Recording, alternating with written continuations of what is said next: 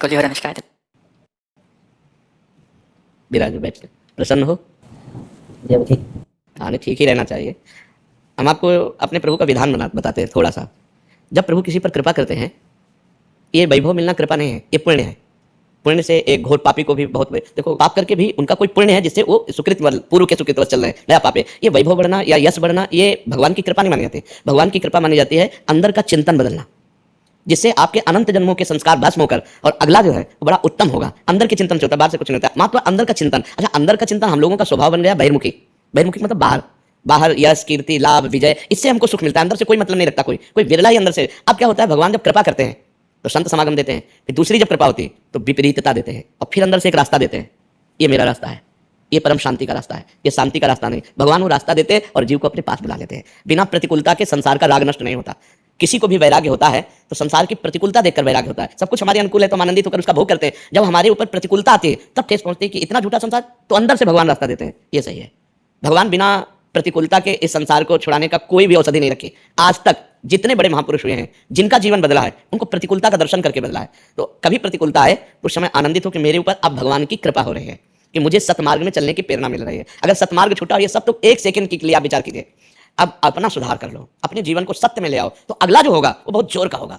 चाहे जन्म हो तो श्रीवान कुलवान धनवान वैभव संपन्न ऐसे, और भक्ति की अनुकूलता, भक्ति की अनुकूलता, खास बात श्रीवान धनवान कुलवान नहीं, खास बात भक्ति की अनुकूलता। अगर इस जन्म में भगवत प्राप्ति नहीं हुई तो भगवान श्री कृष्ण ने गीता में कहा है कि मेरे भक्त का नाश नहीं होता, मैं कुलवान धनवान श्रीवानों के कुल में जन्म देता हूं और फिर पुनः भक्ति का माहौल देता हूं, और पूर्व का जो भजन छूटा हुआ हो वहीं से उसको। अब बिल्कुल ऐसे ही रहो जैसे रह रहे हो, बिल्कुल संसारिक बनकर के रहो, लेकिन अंदर का चिंतन आपका बदल जाए। अंदर के चिंतन में आपकी यश की भावना न रह जाए, अंदर के चिंतन में आपको धन बढ़ाने की भावना न रह जाए। अंदर का चिंतन हो जाए, प्रभु बहुत जन्म व्यतीत हो गए, अब एक बार आपसे मिलना चाहते हैं, एक बार आपसे मिलना चाहते हैं प्रभु, मुझे आप चाहिए, अब संसार नहीं, तो बात बन जाएगी, तो बात बन जाएगी। तो इसलिए आनंद पूर्वक भगवान का नाम जप करो, बिल्कुल चिंता मत करो। बाबा क्या नाम जप से हो जाएगा पूरा ये हम अपने जीवन का अनुभव बताते हैं। सांख्य योग और अष्टांग योग और कर्म योग और भक्ति योग, चारों योगों में प्रवेश रहा है। पहले हम सन्यासी रहे 20 वर्ष सन्यासी रहे काशी विश्वनाथ जी। तो हम सांख्य योग, अष्टांग योग, जो अष्टांग योग है ना, अष्टांग योग कर्म योग, इन तीनों को अच्छी प्रकार जान करके और फिर भक्ति योग में आए हैं। स्वयं भगवान शंकर से बढ़कर कोई ज्ञानी तो नहीं ना, सनकादि से बढ़कर कोई ज्ञानी नहीं। वो हरिशरणम सनकादि हर समय जपते रहते हैं, भगवान शिव राम राम राम राम राम राम जपते रहते हैं। हम वृंदावनवासी प्रिया प्रीतम के उपासी, तो जो राम में राह है वही राह है,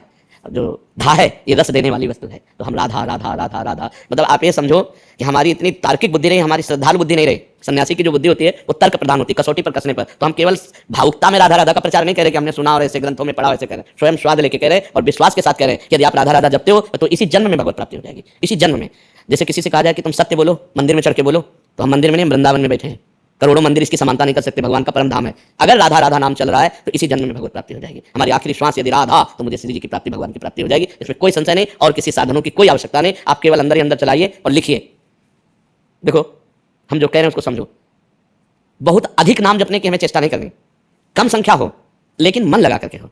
जैसे हम, अब देखो आप लिखो राधा, अपने दिमाग में लिखो, खुले नेत्र लिखो, बाहर देखो दिखाई दे रहा है राधा लिखा हुआ, वही कान में सुनो राधा, वही अंदर उठाओ राधा, ये तीनों का एकाकार हो जाए तो ये करोड़ों नाम जप के बराबर है।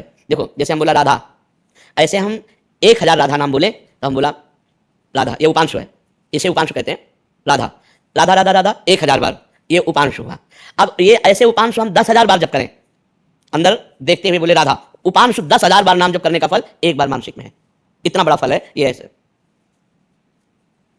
राधा राधा राधा चल रहा है, नेत्रों से हम उसे देख रहे हैं, कानों से उसे सुन रहे हैं। आप देखना कि अगर मन भगेगा तो आप लिख नहीं पाओगे राधा नाम, अगर लिख रहे हो तो मन भगेगा नहीं। तो चाहे 10 बार लिखो, 100 बार लिखो, लेकिन एक अभ्यास बनाओ ऐसा कि कुछ समय शांति से स्नान आदि करके बैठ गए और राधा राधा लिख रहे हैं, उसी का चिंतन कर रहे हैं। इसे अपना जीवन बना लो, फिर आप परिणाम में खुद देख लेना। कोई घाटे का सौदा तो है नहीं, ठीक है। ये सखी को दे दे, ठाकुर शिव जी की है। खूब आनंदित रहो, नाम जप करते रहो, प्रसन्न।